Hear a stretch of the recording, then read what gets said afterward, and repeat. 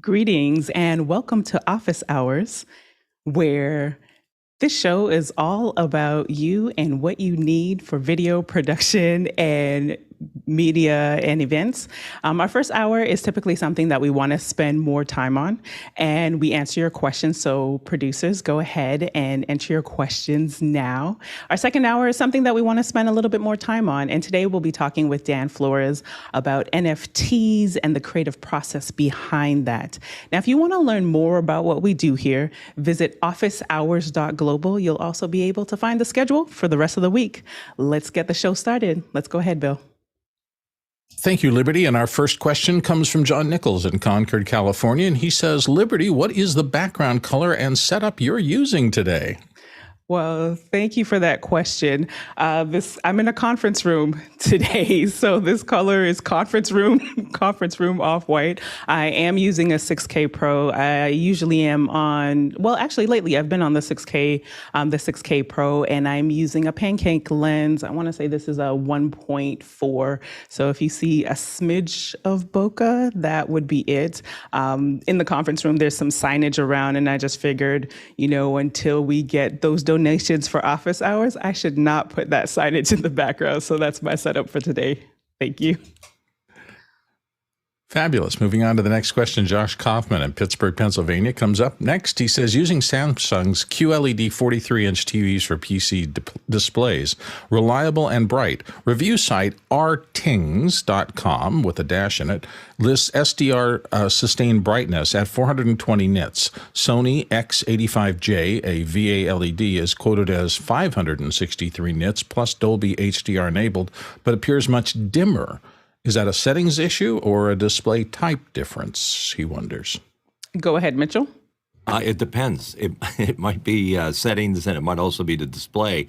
I have the second cousin to that Sony X85J. It's a 91J, and I use it upstairs in my bedroom, and it's plenty bright for most situations because I don't have a lot of lights on in there. Downstairs, I've got an OLED display, and they just aren't bright, but they're beautiful to look at. So I think there's a certain range, and I'm wondering if that Samsung that you're mentioning there, Josh, is a monitor-only input, because I'm in the search for one of those that just plug the monitor in and it makes pictures. I don't want all that other razzmatazz. Go ahead, Alex. Yeah, it's most likely a setting. So, and the other thing to understand, sorry about that. It's most likely a setting inside of there. It also can be, 563 nits is not very much for Dolby. Like, this is the problem that Dolby's had, is that they put their name on a lot of things that are lower nit range. So while I can read the Dolby, I don't even know what it would do with that at that nit range.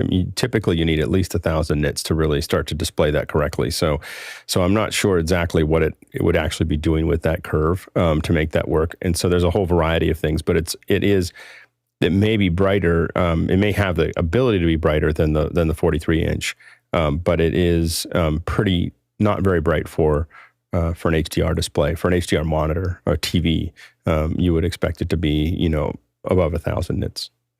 Next question.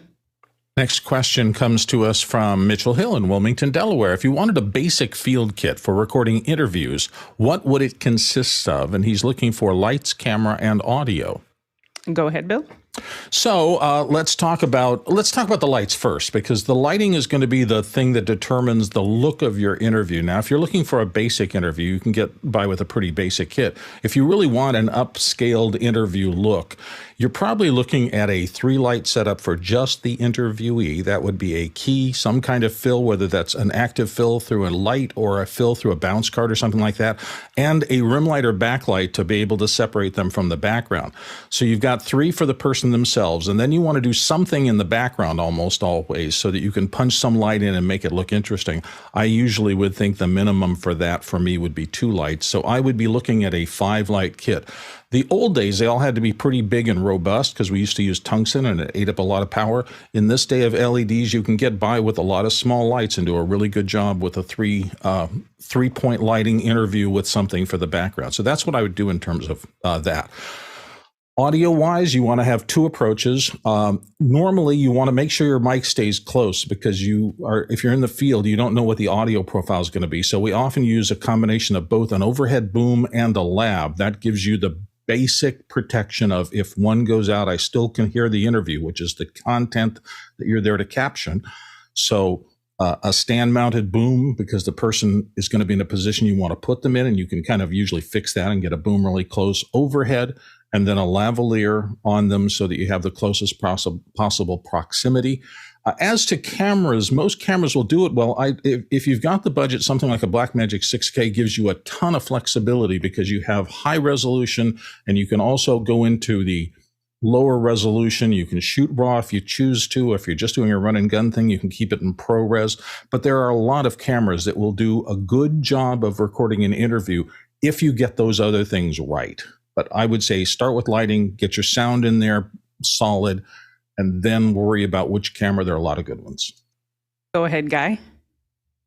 Yeah, I'd probably go with a camera like the Panasonic CX350 that's pretty easy for somebody to pick up and use. It's got the built-in lens and a nice sensor. So that's a pretty all-in-one camera. If someone's ready to step it up, then 6K with a 24-70 or some kind of prime lens, depending on how much clarity you needed. I've brought out that Fujinon 20-120 for Mad in the Kitchen that steps up the game a little much.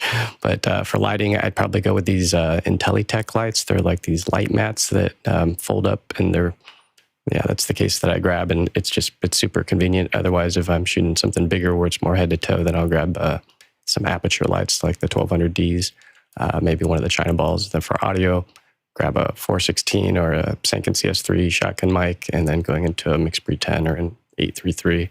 And then I'd probably even look at maybe using one of these interrotron person-to-person type things. Now, I haven't done this in a while, but where you take two teleprompters and you put the interviewer, and the old school way is looking off to the side. The new school way with Zoom is looking into the monitor. So having the interviewer on another screen, like let's pull up marker text. Here's what the kit looks like, where it's two teleprompters, and these are, I believe, 12-inch. Yeah, but I'd be looking at one of those as well. And go ahead, Peter. Yeah, so I'll just say what I use, because I do this a fair bit with my scouting work, my volunteer scouting work, is I've got a lot of it is outdoors, so a lot of it I'm still using it for fill light. So I have a pair of GVM 1000 lights that I can set up as fill light, because they can be both battery powered and AC powered if you need them. I then use for audio, I have a Comica wireless lavalier system that I could put in, but I always put it into one channel on the camera. Back to, I think Alex made the comment the other day, always have the camera's mic recording something, so you have something there handy in case you lose it. Back to Bill, your comment earlier about you don't want to lose the audio at all if possible. And then, as a guy knows, I invested a while back in a 6K Pro with a 24-70 and a 70-210 lens. So depending on what I'm shooting, that's the lens I use. And Mitchell. Yeah, I just wanted to plus one the technique of using two mics to record, even though that's not answering my own question, but having the boom overhead on one channel and usually set at the normal, maybe a little bit lower, and the lav Sanken maybe does a lot to have those two channels working for you, because if one fails, the other doesn't. And it's funny, a lot of times in post, I end up with the boom, because I like the natural sound of them. If it's done properly, it sounds great. And go ahead, Bill. All of that. Plus, I did want to mention off of Guy's comment, because I thought it was spot on. You do want to bring soft sources for your lighting. I said 3-point lighting, but I didn't specify. And a key light that has a big surface area. We used to often take smaller lights, but put them in soft boxes, often soft boxes with a fabric grid on top. And the reason for that is you want the light to really wrap around your interviewee and create really soft shadows. If you use small hard lights, you tend to emphasize things like like wrinkles and blemishes and things like that on a person's face. And that does not look particularly good in an interview where you're close up and staring at them the whole time. So soft lights are a big deal. Think about that. And Alex. Sorry about that. And here's a shot from an interview that we did a while ago. And just to give you a sense, these are the light mats. I think that Guy might have talked about them a little bit there, but these light mats, and these are big sources, but they're really easy to break down. I think the one behind it here is a 4x4 actually, and then this one's a slightly smaller one of those. We then use this to either suck up or bounce light. I think in this case we were sucking up light to kind of pull that through.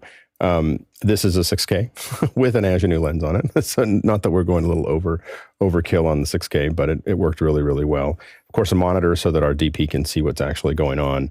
And then this scrim was kind of basically managing some light coming in that was coming in here. So this thing, a lot of these things can start to become art projects. This is a Sanken shotgun mic or location mic there, cardioid. And then oftentimes we would have another shotgun mic that would come in after the person sits down that goes up, just in case something sounds better below than above for that. So that's another, it's kind of give you a sense of kind of how we have a lot of those set up. And coming in from the comments, Mickey says, remember that in most situations, picture will be covered up by B-roll. Do not compromise sound for the interview picture. 100%. Next question. Next question. Next question comes to us from Josh Kaufman in Pittsburgh, Pennsylvania. He says, I'm using a 50-inch TV for hybrid meetings for on-premise attendees to talk to the virtual audience. What options exist to keep gaze directed at the camera with large displays? And he notes custom interrotron, small footprint cam over the display. What would be a good approach? Alex? Essentially, you want to get close. You're not going to be able to hit it right on because it's going to be, you're going to get into kind of a weird factor. If you build a interrotron, it feels odd for the folks that are there unless they're just hosts. If they're just hosts, you can create an interrotron. But if they're regular folks, they're going to think that that's odd. So that's the only thing to think about. And usually we just put something right over top and maybe hang it just a little bit into the monitor there. Of course, you can throw a smaller camera right in the middle of the monitor. But again, that gets into, you have to decide what looks odd to the in-person audience compared to the, to what looks good to the remote audience. Next question. Next one comes from the Seventh Scroll. Our friends in Brooklyn, New York says, morning, guys. In our area, there's a Verizn fiber, Spectrm cable, and wireless. Thinking redundancy for our fiber, would going Spectrm cable, a business account, work as a suitable backup, or would it require more equipment?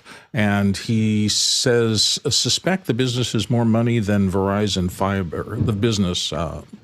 Spectrm. Yeah, Spectrm business is probably more than Verizn fiber. Go ahead, Peter.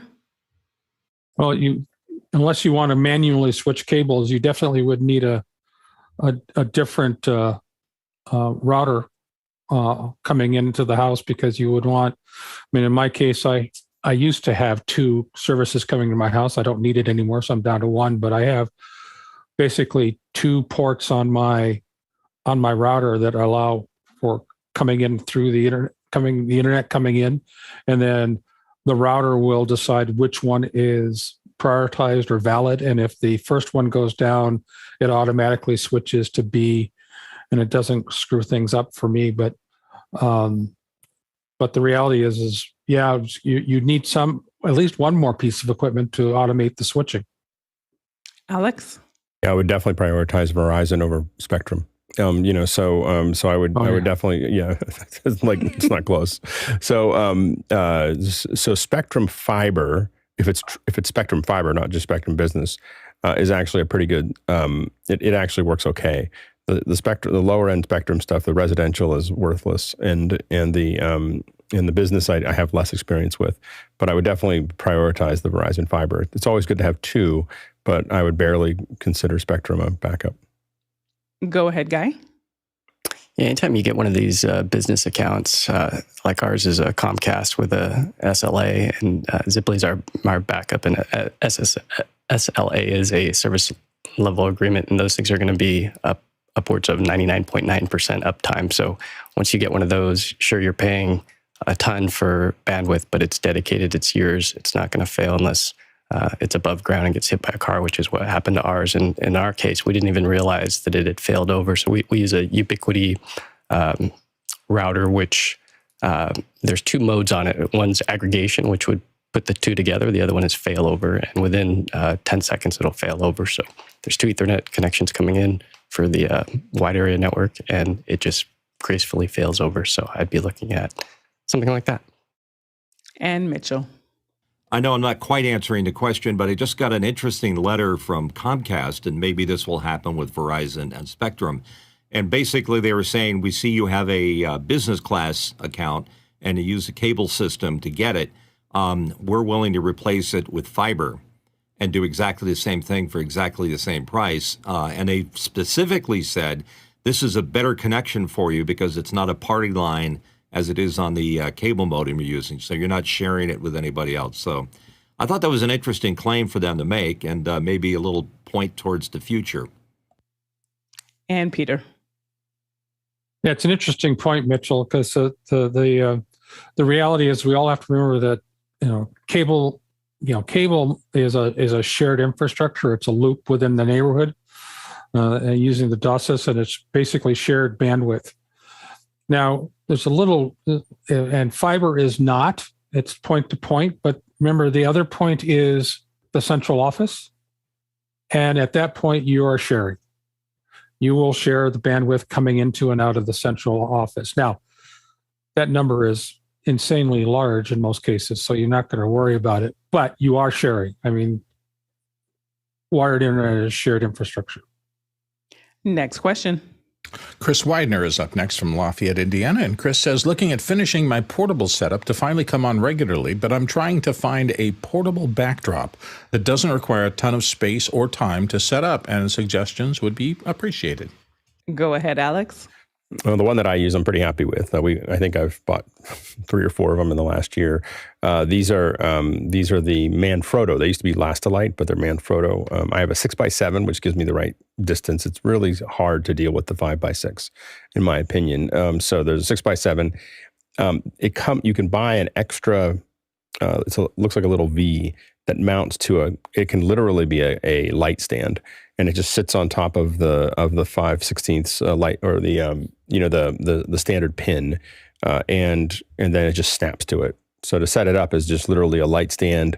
You throw that little top on it, you snap you open this up, and then you snap it to it, and it's open behind you. To fold it back up, you have to follow Bill.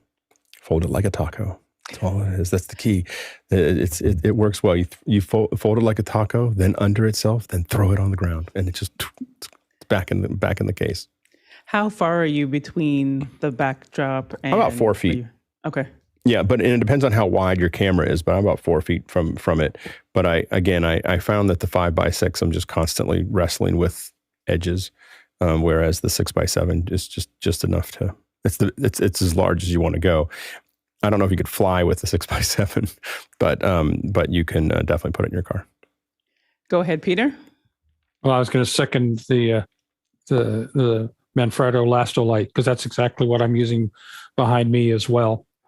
I hate to say that I use the 5x6, Alex, only because I don't have the room behind me. Right. There you go. But it is, we live within the space we live in, right? Yep, absolutely. And it does what it needs to do. Next question.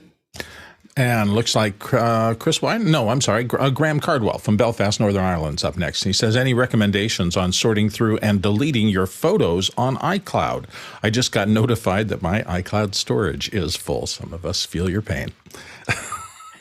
Yes, that's how they get you, because I know that I ultimately went up in terabytes because I was just tired of going back and forth. But when I was deleting photos, I would just look at how long that they've been in there. I typically will also try to download and back them up to an external drive, and then go ahead and delete the ones that I'm not using in iCloud. Alex? I'm curious what the limit is there, because I feel like I have a lot of photos up there, and I haven't hit that limit. So I haven't taken anything off of it. I'm always afraid of taking images off of my iPhoto, I have to admit. Go ahead. Go ahead, Guy. Yeah, I would say just pony up the bucks and not delete stuff, because I mean that's that's your memories. I mean, don't skimp. Go ahead and pay the extra bucks and keep all your photos. And Mitchell. I'm paying 99 cents for something. I don't know what it is, but it's definitely something to do with storage on iCloud. So I haven't hit any walls yet. Okay. And Bill? I don't think you're going to fill it up, but here's what happens to me because I've been taking pictures for a long time. Almost anything I take on my phone, I take multiples. Usually I do groups of 5. If somebody's standing in front of me, I'm going to take 5 shots just because one may have their eyes closed. There may be something about the other one. Maybe I'll take a couple and then change their pose a little bit and say I'll take 3 more. In any case, I try to get down to the 1 and throw them away, and I try to do that reasonably quickly. If you go into the all photo display, you can click on multiple photos and get rid of them all at once. And just once a week or once every 2 or 3 weeks, I go through the last imports of my iPhotos stuff and literally just click on all the ones that I don't think are going to stick around and delete them. Now, if you are auto reflecting them up to iCloud, you can find that if they're still on the camera, you may have a trouble with them remigrating up there the next time it does a sync. So pay attention to that. You may need to go in and do the same thing with your iCloud account that you did to the local one on your phone. But it requires a little bit of management, but it can be done. Next question. Next one is Andy Kokendorfer out of VR, Florida. Suggestions for hanging backlights in a home office. Small truss? Thanks. Go ahead, Mitchell. Hi, Andy. I'm using a Veripole in the back that goes in the ceiling, and I find it very useful. I've even secured it a little extra by placing the connectors that go up to the grid above it, so it takes a little bit of the brunt of the hanging. You see on the right of the picture the NAND light that I'm using for a backlight or a hair light, if you want to call it that, euphemistically.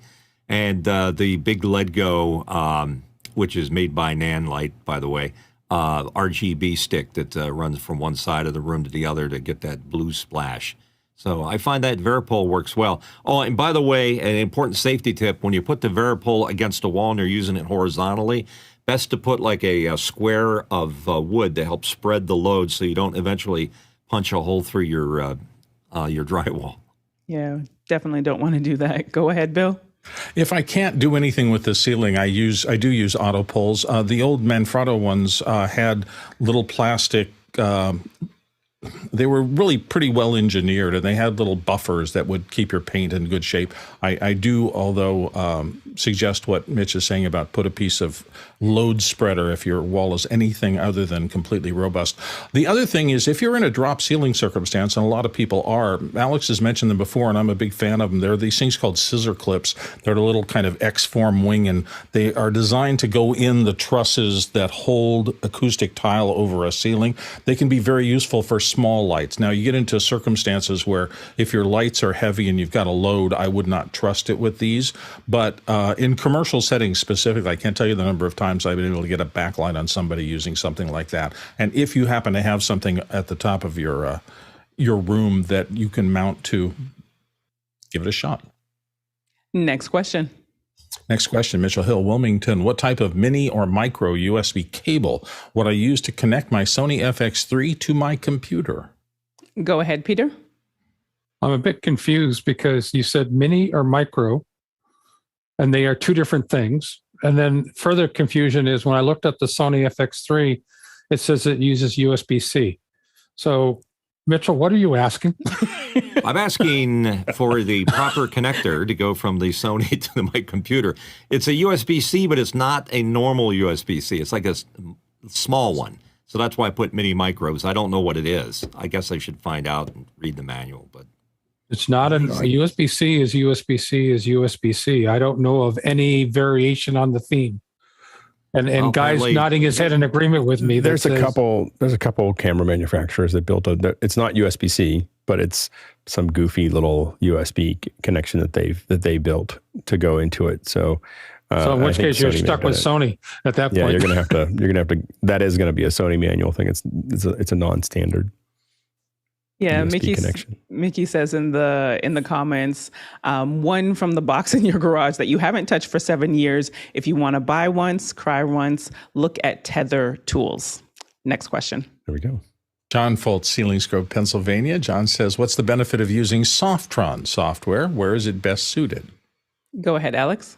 So on the air is the one that we've used mostly.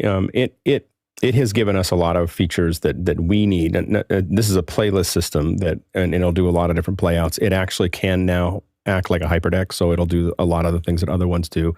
Other things that it adds are the ability to handle 10-bit, which is important for those of us who want to do playout into HDR. So it'll do a 10-bit output.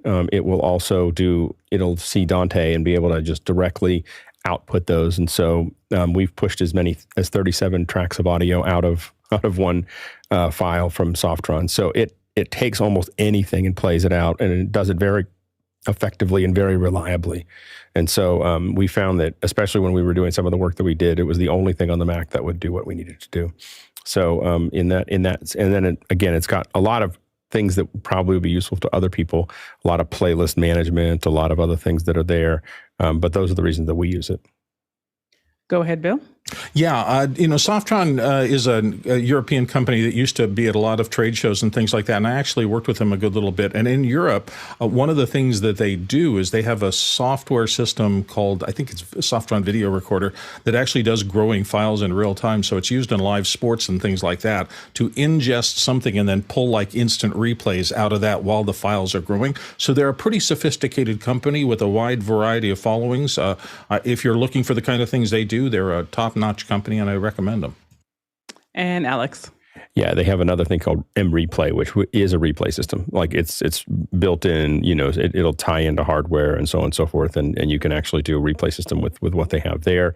And then, and as Bill said, other things that we have done with them is on mRecorder is you can bring that into Final Cut. You can actually start sending it into Final Cut as a growing file and start to do an edit before the show is done. Next question. Next one comes from Andy Kokendorfer, again in Viera, Florida, and he says, will Zoom ISO utilize Zoom Smart Gallery selects as separate sources? Go ahead, Guy. No, I don't think it ever will. It'll require a lot of programming for not much benefit. There's only a handful of cameras that recognize this. There's some neat and Polycom. This is really meant for boardrooms or conference rooms. And in the back end of the Zoom Room software, you just click to enable this feature. And so it's called multi-stream. So this will find faces and then it'll separate out and segment NDI feeds if you want to pull NDI or HDMI feeds of people. But I just don't think Zoom ISO will take the resources to do something like that that's more geared towards conference rooms and specific cameras. Go ahead, Bill. I think Guy's right about that, but it's just surprising to me how fast Zoom is iterating still. Usually after a company has done the massive upscaling that they did, they go into a period where they just relax. And I've just been impressed with Zoom lately at the number of small things they're still, they're quashing things, they're adding features, they're just seem to be very active. And I just think that's going to be an impressive technology to watch as it continues to expand. Next question. Cindy Drozda in Erie, Pennsylvania. What would you recommend as a low-cost but good quality camera for shooting video that will maintain focus while zooming and can accept a remote control for zooming? Mitchell? Cindy, always a pleasure to answer a question from a fellow Erieite. And notice I got that right. I'm a Sony guy, as everybody in the panel sort of puts up with me. And I'm recommending the Sony ZV-E10. Now, this one's loaded up with all kinds of stuff. It's got an expensive lens on it. It's got the small rig cage. But you can get into a Sony ZV-E10, which means that it has a removable lens, for about $800, and it comes with a nice little Leica pancake lens on it. And the best part about Sony cameras, this great autofocus. It's always going to stay in focus, and it doesn't get any better than Sony autofocus. Yeah, that's one of the reasons vloggers love to use that camera. Bill? Yeah, most camcorders and professional cameras that use B4 lenses and things like that have what are called parafocal lenses that once you set the focus point, it remains through the zoom ratio. What doesn't typically are photo lenses, and photo lenses, because they're so popular after the DSLR became a video thing, back when the 5D Mark II made really good pictures, really affordable, and started that revolution. So just understand that if you're in the realm of photo lenses, you may not have this parfocal capability, and every time you change the zoom setting, you're probably going to have to refocus. If you're in parfocal lenses, once you set it, it should remain consistent. And anything with a zoom rocker and all those camcorders out there that have little zoom rockers in it that let you go fast or slow to zoom in, that they'll all be parfocal, and so you'll get that feature. Alex? Yeah, exactly what Bill said. It's not really the camera that keeps it in zoom. It's the lens itself. The only thing I'd add is that if you're already using an ATEM switcher, then consider the ATEM cameras. I mean, consider the Blackmagic cameras, because being able to shade the cameras becomes super useful when you're in production. So I've had other cameras connected to these ATEMs, and I just get frustrated because I have to now go over and deal with them. And so it really is, if you're using an ATEM switcher, it's really an ecosystem that I would not leave very quickly. And Peter? Actually, I would second Mitchell's comment about the Sony cameras. One thing that's happened is Sony is basically taking their autofocus, auto zoom, or zoom capability that they figured out how to do on their video cameras a long time ago, even their consumer grade video cameras a long time ago, and moved that forward into the DSLR bodies, the vlogger bodies. So, just like what Mitchell did, it just stays in focus. It just, because I'm using a Sony AX100 video camera for my home usage, and I take the 6K outside. Next question. Next one comes to us from TJ Asher in Minneapolis, Minnesota. He says, I've been using Media Pro for years to catalog and keyword still image files. Is there a similar application for cataloging and keywording video files?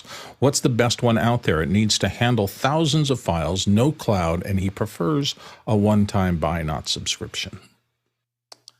Well, TJ, that is definitely a useful tool, and I'm glad that you asked this question so that we can add it to our wheelhouse. Alex? You have to admit, from a consumer perspective, iPhoto has become something that an enormous number of people kind of use as a general purpose way to manage their stuff. From a professional perspective, most of the ones that I've dealt with in the past are thousands of dollars to start with. So I guess the question would be, are you doing this at home, or are you doing it for business? Because you go ahead, Bill. Sorry. Well, I was just going to say, the only thing I know that does that kind of thing, and there are 2 or 3 programs. The one I remember is CatDV. CatDV is a video sorting and access tool where you put all your video files into it, and you can apply keywords and things like that and pull them out as you can with media management for stills. There are a couple others. Their name escapes me, but there are ones out there. If you look that up, you may find links to the other ones. Next question. Next question comes to us from Chris Widener in Lafayette, Indiana. And Chris says, Facebook has started to encrypt links to counter URL stripping. It is no longer possible, is it? I wonder, no longer possible to remove the tracking part of the URL. If you do it, it links to the page and not a specific post or event. With the issues with the URL redirect, where does this leave us? That's interesting. I haven't seen that yet, but I know that Facebook has come under a lot of scrutiny, so I can see why, if that has happened, they've made that move. Alex? So I'm trying to figure out what the question is. Is this that if you have a URL in Facebook, if someone posts a URL in Facebook, you can't get it back out again as its own URL? I think it's possibly, and Chris, if you're online and can let us know in the comments so we can best help you, it might be the UTM that he's talking about, like that reference part, for the tracking. That's what But I'm just trying to figure out what the issue is. So it's no longer possible to remove the tracking part of the URL.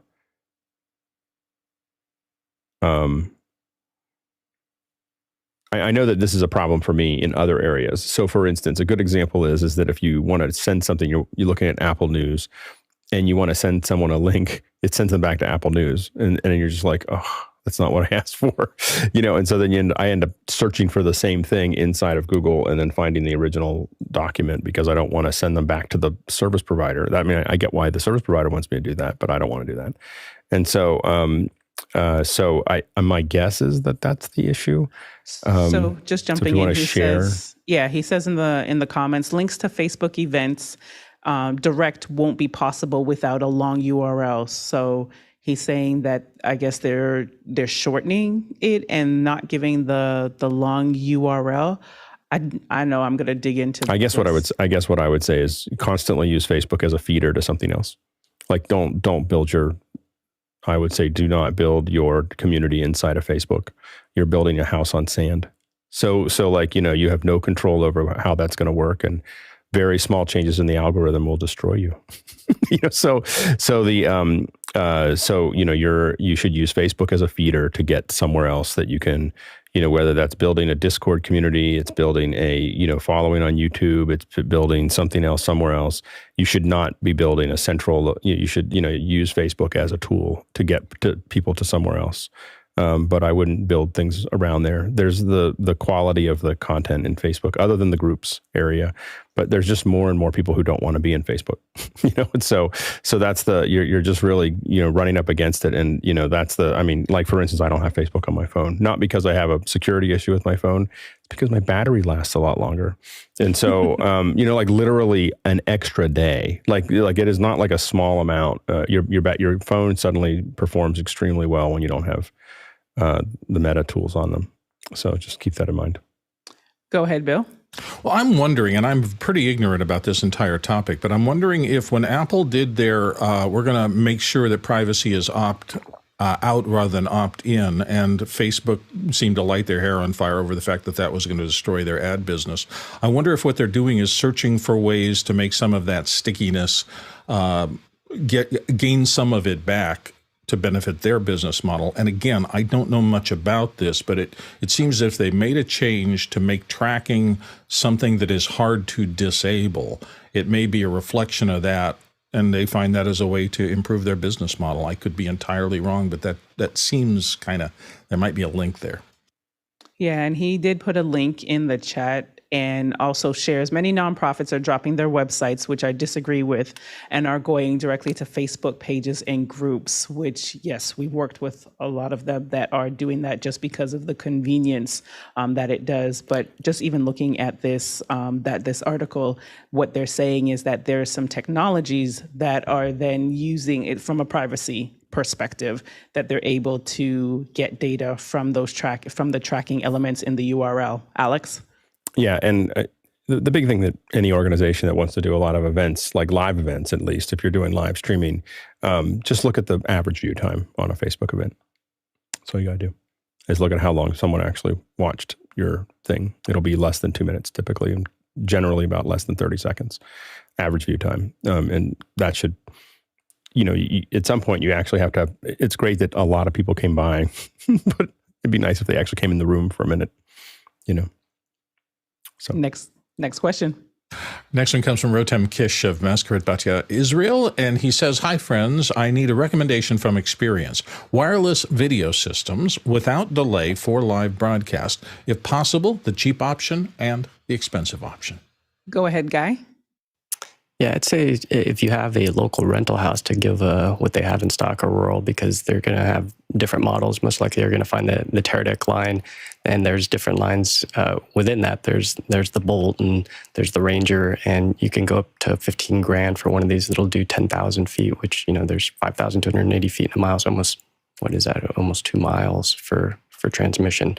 So it just depends on what you want to do. Do you want absolute zero latency? I'd go with the Teradek Bolt.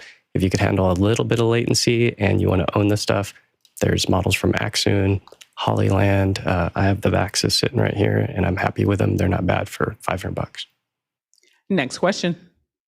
Paul Walus in Austin, Texas asks, "Why is the techole HDMI splitter unavailable everywhere? Supply chain again?" And he has a link there. Thanks for the link, Paul. Right now, we're blaming everything on supply chain issues. We're just going to call it supply chain. Yeah. Yeah. Next question.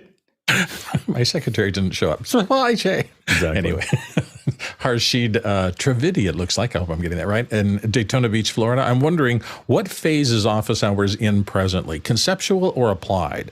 I.e., we know a mic helps get a better audio signal. However, the applied topics can be the hands-on stuff, such as the boots on the ground or giving directions on how to. Go ahead, Alex. Yeah, so I think we're a bit of both, but I think they're probably more applied, to be honest, because a lot of what we're talking about here, I mean, we're doing it here. There is an opportunity for a lot of people to take those things on. There's a variety of different ways to do that in different ways with, within a lot of the different things that we're doing inside of office hours in the back end. And then you see a lot of us using after hours as a way to kind of actually work through those things hands-on. So I don't think that we would necessarily do hands-on things inside of office hours. Office hours is really designed as kind of a boom, boom, boom, boom, boom. But in after hours, I think we have a lot more hands-on stuff that people jump into that's sometimes ad hoc and sometimes organized. Next question. Next one comes to us from Harshid Trividi in Daytona Beach, Florida. Again, some takeaways from office hours I've already had lately is how to test. I mean, I know how to learn about that subject matter. And how can we meet various learning styles and build on more topics for second hours and after hours events? Go ahead, Alex. The main thing is that we look for volunteers of folks that are willing to take on something in after hours and as well as second hours, and then that's how we expand what we're doing.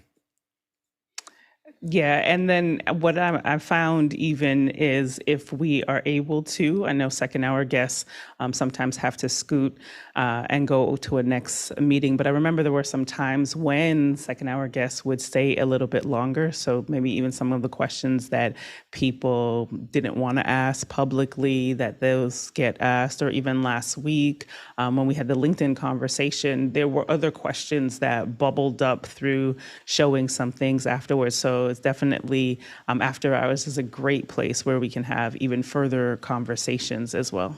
Next question. Next one comes from Douglas Carmichael, and Douglas wonders, could we use some of the tools pioneered in our industry, and he specifies sound-absorptive wall panels and smart lighting controls, for example, to make healthcare and or long-term care facilities calmer, more humane, and less institutional? Mitchell? I want to first weigh in on the sound panels. It's really strange. I mean, I've sort of been aware of these things for ages. I've built many studios and used them. But a lot of the foam ones have disappeared. And I think it's because they're fire rating or they're potentially health hazards associated with some of them. Not all of them, just some of them. So as soon as I see healthcare involved, I would be careful to make sure that it's got all the proper ratings before you would place it in a situation where it might actually cause more bad than good. Go ahead, Bill. Yeah, and the other thing I think is just pure cost perspective. To add those things is going to add costs in construction. At the low end, it's just more materials, and the application of them takes labor and the rest of that. At the top end, if you're actually designing rooms to be quiet, there's architectural fees involved. And the thing that I'm concerned about is everybody is really concerned about healthcare costs as it is. There's a lot of circumstances where costs are really prohibitive for a lot of people to get the care they need. And so that's going to be fighting against this. I'm sure there's going to be circumstances where they're going to, at the upper end, particularly of delivering health care, they will have all of these things carefully looked at by architects to make the best possible environment for people to get well. I hope they can help make some of these more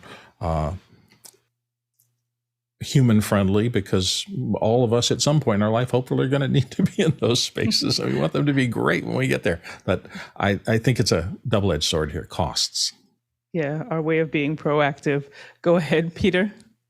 I was going to go back to what Mitch was talking about, which is a lot of those materials over time have found to be not necessarily the best fire rating. And they get very nervous about that in long-term healthcare facilities and hospitals, for that matter, because more often than not, there's an oxygen environment and a heightened oxygen environment involved. And then when you're not worried about that, some of those materials what's called outgassing, which means they are constantly releasing chemicals into the air, which you and I will walk away from, but a patient who is bedridden may not be able to walk away from if it becomes an irritant or not. So again, a lot more research over time. I mean, the stuff has improved. I watched it with my own mother and my grandfather. I mean, the rules have improved about how they build those rooms, but it's going to take time and a lot of thought. Just coming in from the comments, John Snyder says there's a movement towards quiet hospitals currently. The beeping machines cause more problems than other sounds, but everything needs to be able to be cleaned. And to our producers, before we get into our second hour on NFTs with our special guest, there is time for you to go ahead and put some of those burning questions that you may have so that our panel can answer them. Next question. Next one comes to us from Douglas Carmichael, and from Rotem Kesh of Masquerade Battier Israel. I've got them out of order here. What is the maximum useful length for an SDI cable? Alex? It depends. Technically, we've seen runs as long as about 900 feet, probably roughly 300 meters. And so they can run very long. That type of SDI cable tends to be relatively thick and very inflexible. So it's a different kind of SDI that will run that far. As those things become easier to work with and more flexible, they tend to be not to have the same, and it also depends on whether you're doing 1080p, 4K, what frame rate. So is it 3G, 6G, 12G? All of these things tend to be rated, and so almost all those SDI cables will be rated as a certain length. We find that you can run 4K up to about 60 feet or about 20 meters on almost anything. So it's a 4K 30. You can get to almost anything. At 4K 60 starts to become something that you really have to pay a lot of attention to. I very rarely run 1080p more than 150 feet. So that's about as far as I will go before I switch over to fiber. And I generally, with 4K over about 100 feet, I'll tend to switch over to fiber and convert those. And then it's pretty much as far as you want to go. So, but I think that those are the things to kind of consider. It really depends on the resolution, frame rate, and how you want to approach that. Next question. Next one comes to us from Douglas Carmichael, and he says, Karl mentioned the lights and lighting grid weigh more than the audio console, a DiGiCo SD5, at an arena concert. How much progress on weight reduction have we made as an industry, and would more of it increase efficiency and decrease injury risks? Bill? Quite possibly, but in traveling shows like this, reliability is the single most important metric. They're going to be loading these things in and out of concerts, putting them on trucks. There's a lot of handling involved. I think I mentioned on the show before that I had a friend who worked he was a piano tech for high-end touring musicians. And the first thing they do is take the carcass of the baby grand, gut it, and they put a high-end velocity-weighted keyboard in the front, and they travel with 3 of them. Why? Because if anything goes wrong, they need to be able to know how to pull that keyboard out and put a new one in there in 20 seconds, and then they'll fix it on the way to the next place. So in lighting gear and stuff like that, the lightweight, more streamlined stuff may not be as robust, and everything's about getting the job reliably done in a traveling circumstance, which is brutal. Alex? Yeah, and that's exactly what we stop. At some point, you stop worrying about weight. So, I mean, you worry about weight when you're flying. You worry about weight when you're putting things into trucks, or into cars. As soon as you move to stage boxes and so on and so forth, weight is not. Space is an issue, and how many tractor trailers you're going to use might be an issue, but you don't worry about weight in the same way that you did before, because it's really all about reliability, and you tend to want to have things be kind of a heavier type, because they have to be beaten all the time. Like they're just constantly being unloaded and loaded and unloaded and loaded. Anything that's lightweight tends to fall apart. Next question. And it comes from Liberty White in Atlanta, Georgia. And she says what's the best way to simultaneously record video content from a multi-camera shoot for social media? So I asked this question last week and I got some great answers from the panel, but I wanted to give a little bit more context around it. So we had multicam shoot. We were shooting a vlog series for a client and going through, so the Blackmagic cameras into the ATEM and, recording it from that perspective.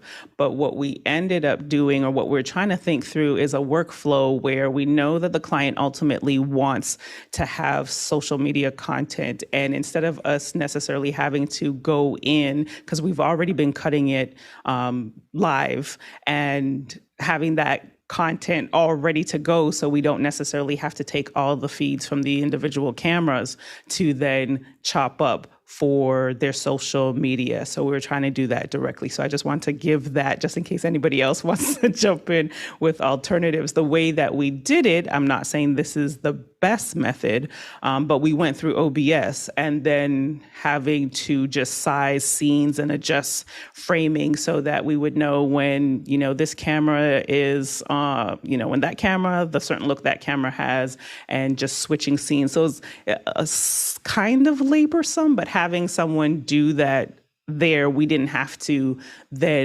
spend more hours to actually pull all of that together. So again, just in case anybody has a better workflow, I'm definitely open to hearing that. But OBS was our solution of choice. Peter? I would have done, the only difference I would have done from what you just said is I would have used Memo Live, because that's just what I use on my machines. But same kind of concept.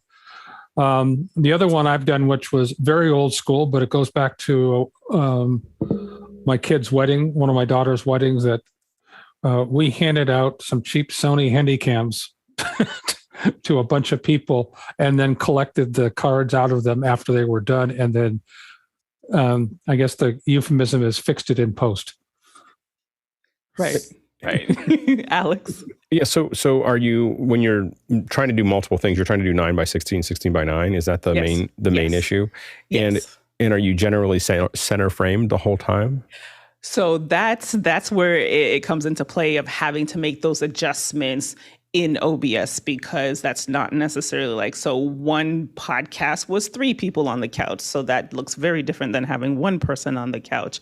So in OBS, what we would do is just have certain scenes to get certain shots. So it's almost like you're running another production if you really think about it. But that's what we were trying to do is that center frame. But you just the consistency of having the talent that would justify that. We didn't have that. So I was just curious. Yeah, I mean because what we've done in the past, which is I think what I'd mentioned last week, was we might record everything at 16x9 at 4K, and then we just pan and scan inside later.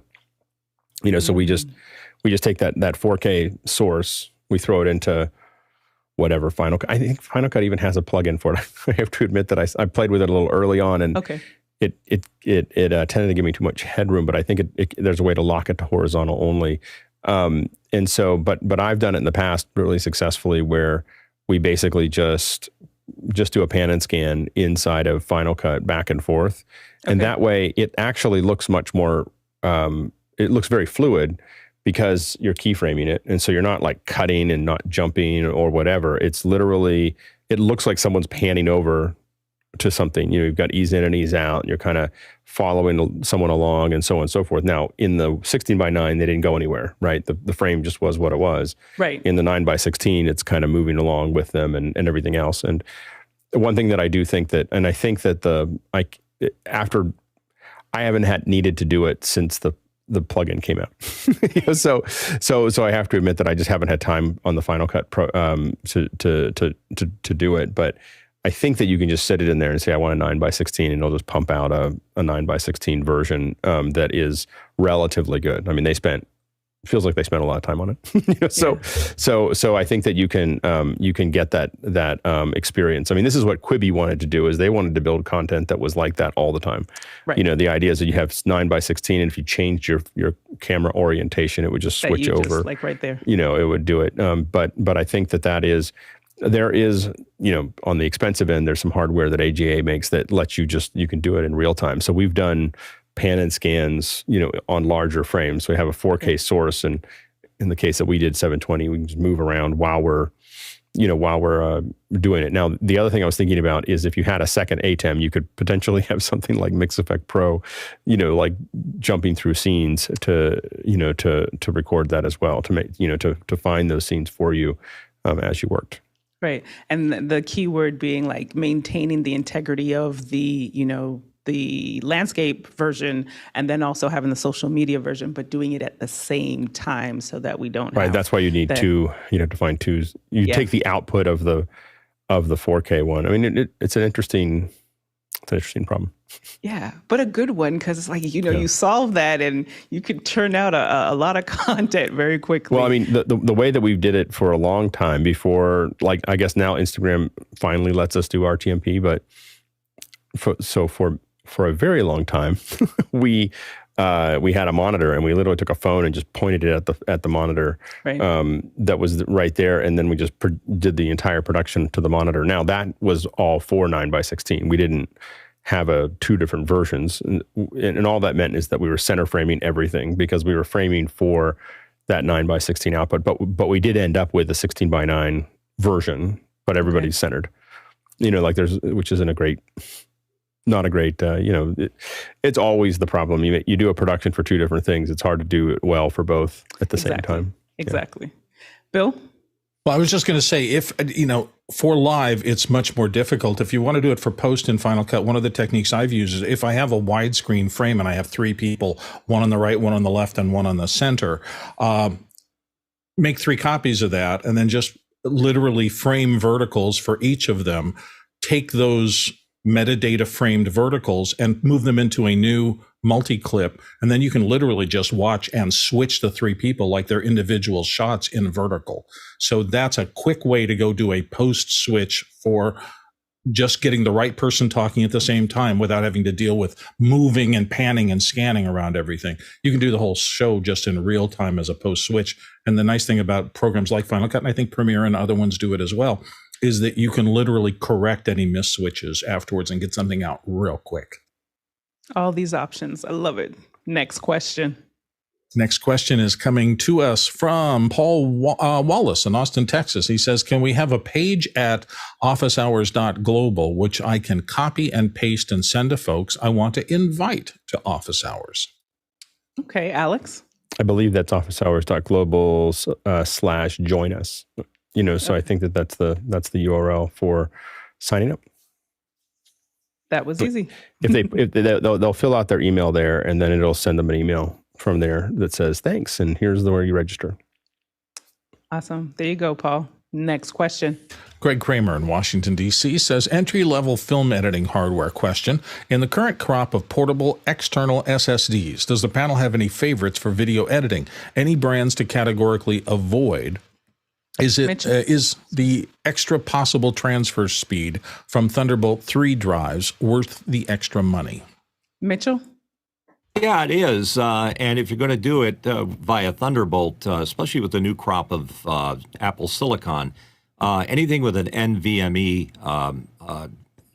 stick inside of it is extraordinarily fast. It's somewhere in the neck of the woods, I think, of 2,000 megabytes per second. It's just super fast. That's the way to go. And just for everyday use, an old Samsung T5 works well. And Alex? First of all, hi, Greg. It's good to see you. It's good. glad to have you as part of the group. Anyway, just need to say that. Greg's a very old friend of mine, and he used to work at Pixel Core. And so so really, really excited to have to see Greg here. So anyway, secondly, the one that I'm pretty happy with as far as form factor is that we actually covered it in. The drive is at the office. So all I have is this little pamphlet. Is the little Helix, the Helix portable SSD. We covered that, and I bought one and we tested it. It works really well. So the Helix is a really good one by Oyen, OYEN Digital, and otherwise the T5s. Yeah, the T5s are great. T7s we have a lot of trouble with. so Samsung T7s, you can use them for larger storage. The other thing to know about the T5s and the T7s is that if you fill them up and then you want to either fill them up or if you want to pull everything off of them, they will overheat about halfway through and then they will slow down to almost nothing. So you just have to know that they're great for sporadic, but one long copy from them will get to about 300 to 400 gigs and then just drive into very, very slow transfers. So just know that pulling them off of those and have not had that problem with the Helix. And Guy? Yeah, if you go with the SSDs for editing, just make sure that you have that footage somewhere else as well. I mean, it's always a good idea to have backups, but SSDs aren't meant to just bang on forever. They have a lower lifespan than spinning disks do. So I recommend the RAIDs that'll have 4 or 5 disks where you can have some redundancy there. So if one drive fails, you can actually just keep on moving and then hot swap. If you have a hot spare, you can just drop it in and fix it. The way we do it is we have a server drive that's a 10G. So our iMac Pros have 10G built in, and that way we can share among other people. So if you get to that level where you're sharing in an office, it's nice to have. Actually, Blackmagic now has that cloud pod that I believe you can edit with as well. So that might be something worth looking into. And Alex? Yeah, and the one of the things that I edit off of when I need to actually get stuff done is this OWC. This is the OWC Express 4M2. So this takes the M2s, not the SSDs, in case you're wondering. And screaming fast. It's a really it's like 2200 megs a second. Which is half the speed of the studio drive. Not that I'm bitter, but still, it's about as fast as you're going to get there, and it's quiet, and you can get up to, I think, up to 32. Is that right? Or 16? Is it 16 terabytes? I have it. Mine's 8. It's I can't remember whether it's 16 or 32 terabytes, but you can make them pretty big now, and it's kind of amazing that you can have a little box that holds 32 terabytes. Next question. Next one from Paul Wallace in Austin, Texas. He says, what's the best strategy to insure all your gear? ARRL, he wonders. Bill? It depends on whether you're doing this because you like doing it or whether you're doing it for business, because there is different kinds of insurance that will give you different levels of protection. I know when I was first starting out as a young man, I relied on my household insurance to cover equipment, things like that. I got to a point where I was getting bigger clients and I just literally couldn't keep going with that. So I switched a commercial broker. We used Chubb, but there are a lot of other commercial brokers that are used to dealing in a business sense. They provide you the liability coverage and the rest of the things. And just honestly, when you sometimes say my insurance is with company X, the people who do high level risk management will go, okay, they know what they're doing. They're not just taking a homeowner's policy and trying to use it to cover $500,000 worth of equipment, which is a circumstance that some of us have found ourselves in suddenly. And be careful with insurance. All right. Well, thank you all for the questions in our first hour. Now we're making our way into our second hour where we're going to speak on NFTs, non-fungible tokens. And I decided to bring on a guest. Now, we've had a guest in the past where they've spoken and just giving us an idea of what NFTs are and very high level in the technology side.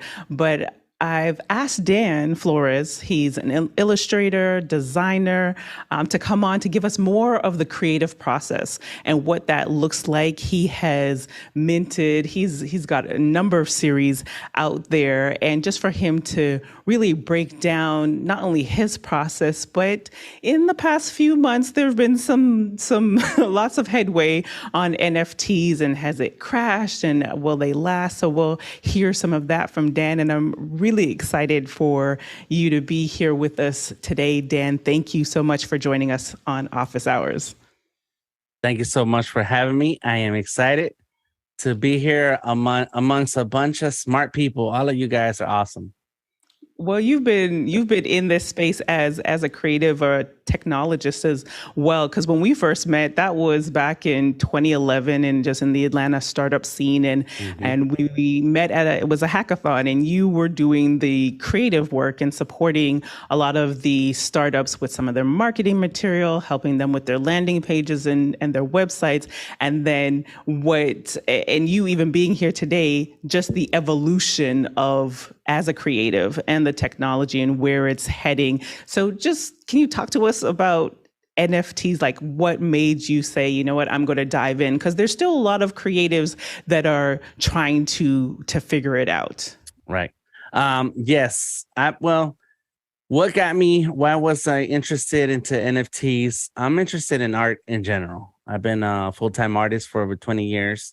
I started my art career as a tattoo artist, which was a nice, easy jump from paper drawings to jabbing people in the skin with a needle.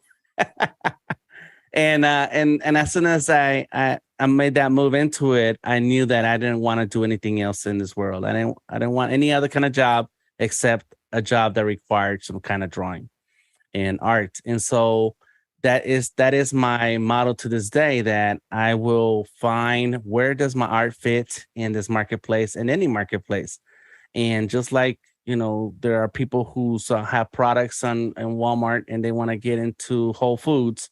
I'm an artist who does illustration, focused on 2D illustration, and is looking for where does my art fit in this new marketplace. And so when NFTs started to become apparent in pop culture, that's when I was like, you know what?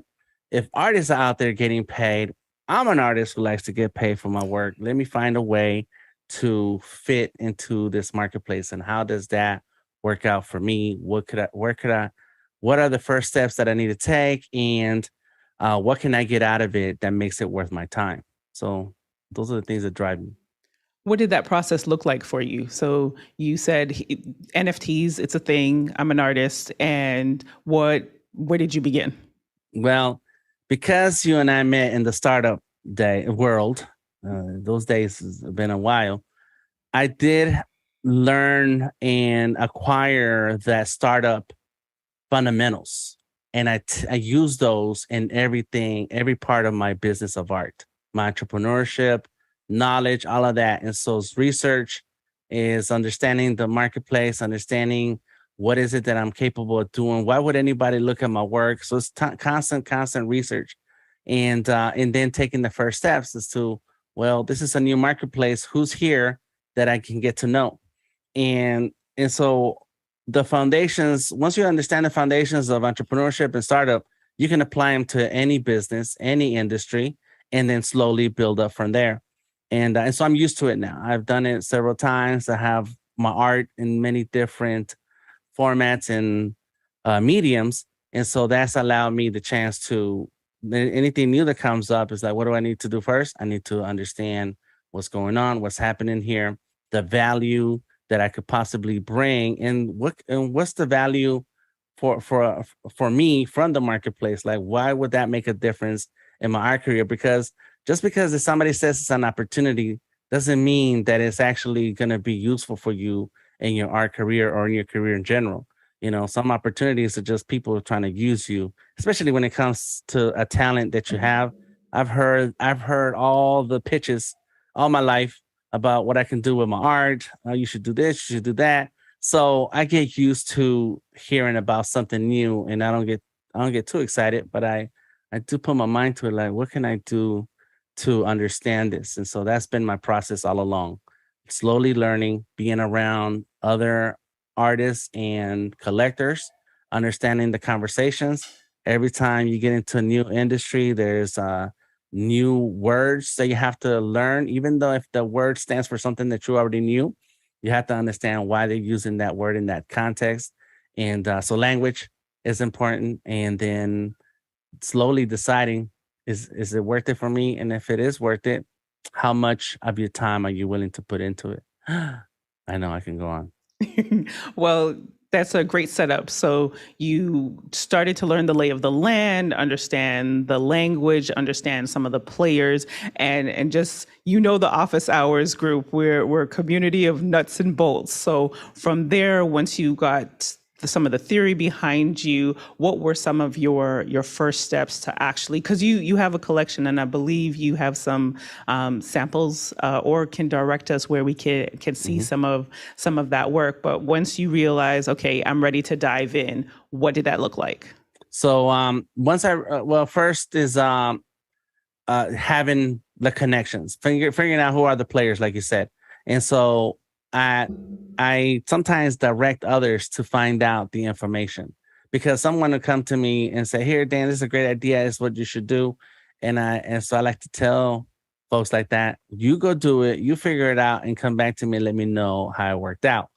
And because everything in theory sounds great until it's time to do something about it. And so once I built enough friends, artists, illustrators who were working in the NFT space and minting, then I took the time to try it for myself and see if I even like it, see if I even understand it enough to care about it. I am a simple person. I do have a business manager, aka my wife, who handles all my business.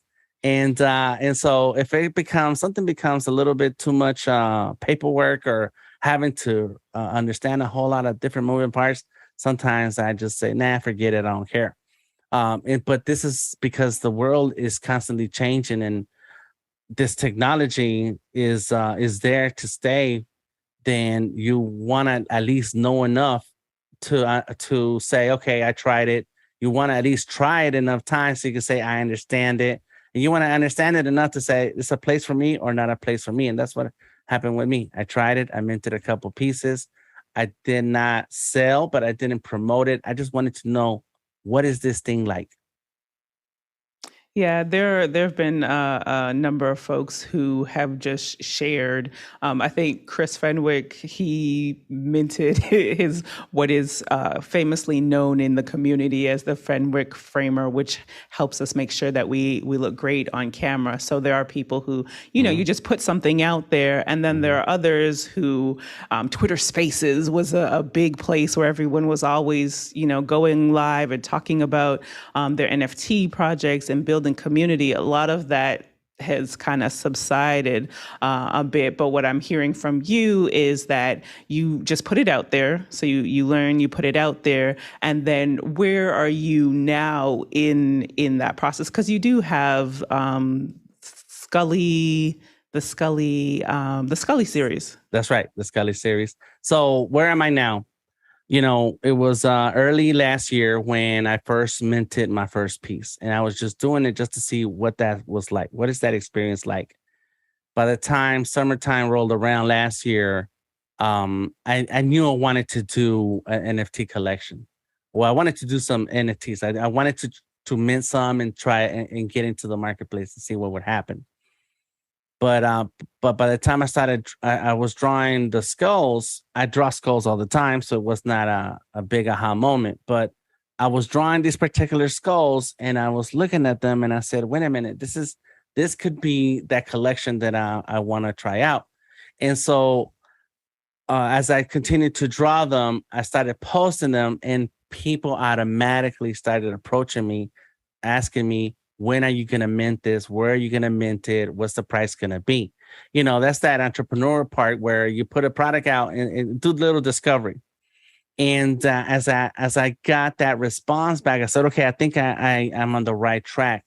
And so it was middle of summer when I set up the website, scullyseries.art. That's the website. Scully Series is on OpenSea. And through the help of a couple of friends who advised me, because they were further along in the NFT space, they advised me, they gave me links and resources to understand so that I can be prepared to do it and to do my collection in a way where it was informative, it was engaging, it had a story, and build community around it, because that's the biggest part of any business and any industry, is that you want to build community around you so that they become your champion, so that then you're not out there alone, especially as an artist.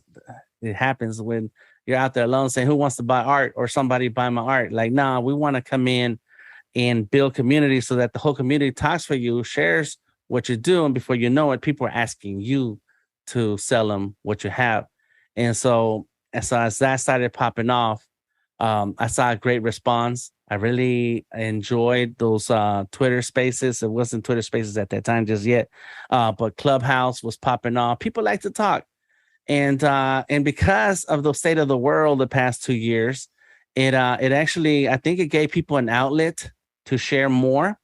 That now that's where you get your education from. You get your education from spaces like this, where people are sharing freely and openly, and places like Twitter Spaces and Clubhouse, because there's so much knowledge out there that will take you a long time to find it on your own. And by the time you find that book that has that knowledge you're looking for, it's already outdated. Right. So dated, so dated. Yeah. So tools wise, when you are, talk us through even like the Scully series, the idea, where did that come from? Like, where do you start? If you can take a few minutes before we jump into some of these questions, and even if any of the panelists have any commentary around just the creation of NFTs, feel free to raise your hand as well. But what do the tools look like? So, and the idea for the Scully series. Because right. I've seen some of your videos where this is what I appreciate about you, is you document your process. So you're literally just there and telling everyone, this is going to be the next one in the collection. So if you can start there. Yes. So the skulls, I'm born and raised in East LA, but my parents are Mexican. So I'm technically Mexican, unless you ask a Mexican, who will tell you I'm not Mexican. Anyways, but growing up Chicano in East LA, living in Mexico for a few years, it immerses you in the world of skulls. Like, somehow skulls are just part of the whole Catholic Church storytelling, the Aztec mythology. There's skulls everywhere. And so growing up, skulls were normal to me, and I continued to draw skulls. Now, as time went on, I've developed a particular set of skull styles and skull artwork. But it was last year, after researching a lot of the NFTs, there's a couple major NFT collections that really set the standard for what to look for. There was the CryptoPunks. That was one of the first major collections that took off. And then it was the Bored Apes. And so as an artist, I'm studying the artwork and trying to understand what happened here. Why did they draw it like this? And as I was drawing some of my skulls, I don't know. One day I was drawing the character and drawing the body. And after I drew 5 of them, I said, wait a minute, these can be the NFTs, because they were like sitting sideways, got the head off to the side. And that's like the classic pose for the generative NFT collections. And so that's when I said, okay, this is what I'm going to do. I'm going to go ahead and do it. But one thing that I wanted to make sure was that I don't just follow the trends. I wanted to, if I'm going to jump into this market, I don't want to be like everybody else. There has to be something that sets me apart. So the storytelling behind the skulls, because was one of those things. The how my process goes about each skull was another thing. So first is the story. So each skull is an iconic character from TV, film, books, whatever, some kind of pop culture, music. And so the only difference between each skull is what they're wearing. And so once you can see what they're wearing, you identify who that character is. And if it's something that you're familiar with, then it will connect with you and you will immediately recognize it. And that's, boom, starts the conversation. So to me, that was very important that I was able to tie it into something that we're all familiar with. And not everybody in this room or who's watching this will know every character, but you will recognize enough characters that will then interest you in the collection itself. The second thing was going to be that I'm not going to create a generative project that's half my art and half computer generated stuff. what I decided to do was that I was going to draw each individual one individually on their own, step by step, line by line, color by color.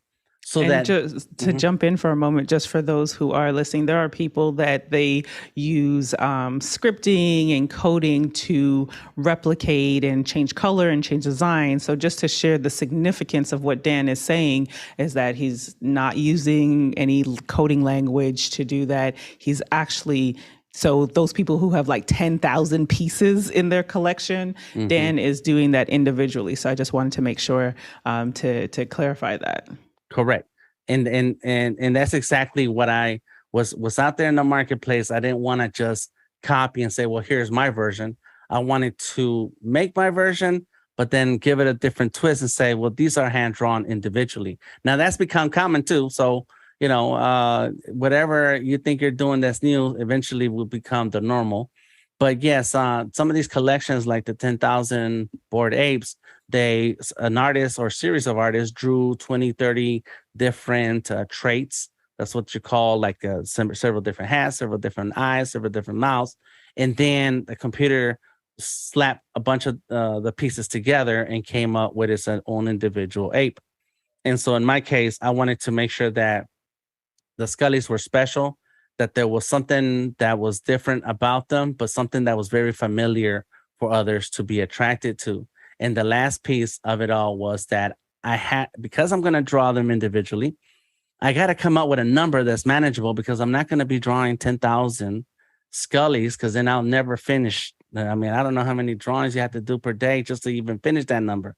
So I decided to find a number that would be big enough to make it a collection that was interesting, but not so big that I would, if one day, get tired of having to draw these characters. And I came up with 144 characters, 144 Scullies. And I said, this is a good number. Whenever we get to 144, then that's it. What I didn't expect is that other artists would love my idea, and they asked to then also draw a Scully character. Oh, that's awesome. Yes. And so as I'm drawing these, slowly, I'm at 20, I'm at 30. These other artists are coming up to me, of course, because I have a Discord and they see me streaming. I stream every Monday and Wednesday at 7:00 Eastern on Behance.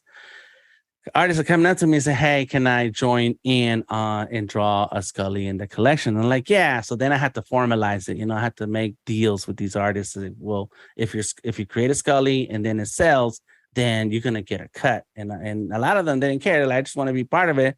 I'm like, that's cool. But the day I get rich off of it, I ain't got there yet, but one day I get rich off of it, you're gonna kind of be like, well, where's my cut? Because I actually drew that piece. So I had to make sure that the business was organized. And so once I did that, and I had 2 different artists who did 30 Scullies each. Like, they were addicted. And so before I knew it, I ran up the number to 144. So we've created over 120, 130. And that's when I had to put a pause on the art and say, okay, that's it. We cannot accept any more Scullies. You can draw them if you want to, but they will not be part of the collection, because I got to reserve some for myself for the ideas that I still have. Right. So, yeah, it's been a very exciting and fun project to work on. That's a great problem to have, and to see the power of community, like as you shared, sharing your story, coming up with this concept, and then having people to buy in and want to be a part of it, because that's where we are as this society is, the whole idea around community. And I see Alex has his hand raised. Go ahead, Alex. I've got a couple questions. So first of all, I love the art. I went up to the site and just have been scrolling through these. And now, can you tell us roughly where do people buy the Scullies? At OpenSea is where the collection resides. So if you visit the website, and I see the link's been shared, there is as soon as you get to the homepage, after the header, there's some icons, and one of those icons is the OpenSea icon. You click on it, it takes you straight into OpenSea. It will require that you own some Ethereum, that you have a wallet with Ethereum in it, because the Web3 is about a wallet, some kind of wallet to log into a website and create an account. So once you make sure you have a wallet, make sure you log into OpenSea, and boom, you can just click there on any of those Scullies that you see and buy it. Now, some of those Scullies are different prices because there are, let me double check, 57 owners of 106 Scullies. And so some of those Scullies have been bought and sold a couple of times. And so those people, those collectors who own that Scully, they don't want to just give up the Scully at the price they paid for it. So some are going to be a little higher than others. And if you find my name in any of those Scullies, you'll click through the Scully. You'll find the creator name, which is mine, or the link. Then you can find my page where you can see the Scullies that have not been sold. And do you have it set up where are you making money on every transaction? Yes, and that's another great thing about it, which is one of the things that I liked about the idea behind NFTs. I am a little idealistic, but then business takes over. But the part that I really liked about the NFTs is that as a creator, you create something and you sell it to someone else. The first person who buys it owns it, and the day they sell it, there is a percentage in that sale that goes back to the artist. And then the third time it sells and the fourth time it sells, there's always that percentage that keeps coming back to an artist. And as a working artist for over 20 years, once I do a tattoo on a person, well, I mean, I guess you can't transfer that tattoo, but a painting, any other kind of art material, you do not get as residual from that sale and every time it's sold. And so the idea behind NFTs and having a royalties setup is a big deal. Can you tell us a little bit about, really nuts and bolts about the process? So when you're going to do a Scully, do you start on pen and paper? Or do you go into Illustrator? What's the art process of how you create those? Gotcha. It depends on the artist. For me, I still love paper and pencil, but I'm big into digital. The past 10, 15 years, I've been for 20 years I've been working in Illustrator, and so now with the advent of the iPad and the Surface, you can sketch right on the device, get to sketching, and start working on your artwork without ever leaving the tablet. What software are you sketching in? So I sketch, and there's an app. If I'm on Windows, on my Surface, then I'm drawing with Sketchable. That's the name of the app. It's for quick sketching. And that app is so simple and easy to use that you do not need to understand menus or big digital ideas. You just pick out the tool you want and start drawing. But as I move further along my process, one of my things about my art is that I wanted to finish in vector. So it needs to end in Illustrator, because then I have that vector artwork that I can then reuse the artwork in many other different mediums. And so my process with the iPad starts in Fresco, Adobe Fresco, because you can sketch in that app and you can draw in vector inside of that same app. That app's been around for a couple of years now. From Fresco, you can export by just clicking one button. It'll go from Fresco app into Illustrator app by itself. Adobe Creative Cloud handles that, and then it opens in Illustrator, and now you can continue that creative process to get to a final finished product. And to me, as a 2D illustrator, the day I understood and learned about Illustrator back in the year 2000, 2001, I've been hooked ever since. Yeah. And how long does it typically take you from the time you think of a Scully to the time you have one done? A couple hours. I got my time down to like 2 hours. It's amazing. Yeah. The first time, of course, no. Yeah. Well, and do you do any time lapses of doing of actually making them? Because it seems like it'd be a lot of fun to watch. Well, not only do I publish in my time lapses, but I have a Behance page on behance.net/The Creative Genius, where I have showing my work. I have these posts where it shows my process, it shows screenshots and video. But I also have drawn maybe 40, 50 Scullys live on my streams from beginning to end also includes some of the exploration sketches, includes some of the ideas. I take ideas from those who are watching. I take ideas from whoever already paid for the Scully. A lot of the Scullys that I work on, they're prepaid. I try to make sure that one thing you don't want to do is sit on merchandise. You want to collect the money up front, right? And then the entrepreneur there. That's right, yeah. And so I don't want to tell people, hey, somebody buy a Scully. I want people to get excited about me drawing a Scully and then come to me and say, when can I buy one now? And you draw it live. And a lot of my collectors love the fact that there's a live stream they can engage in, and then there's a final artwork that they can then connect to the video on YouTube or Behance and say, there's a record of how my Scully was done. Yeah.